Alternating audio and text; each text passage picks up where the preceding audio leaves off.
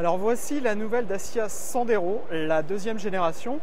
Dacia la renouvelle en même temps que la Logan, histoire de dire que les deux voitures sont en fait une seule voiture, l'une en 5 portes, l'autre en 4 portes. Premier coup d'œil parce qu'on remarque que c'est quand même une ligne qui fait beaucoup moins low cost que la première génération. Regardez ces phares là, ils rappellent un peu ceux de la Polo, donc c'est pas pour rien je pense.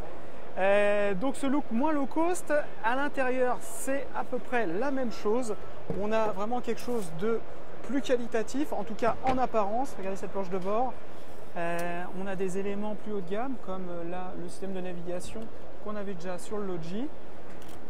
Donc là où est malin quand même Dacia, c'est qu'il modifie surtout les pièces visibles.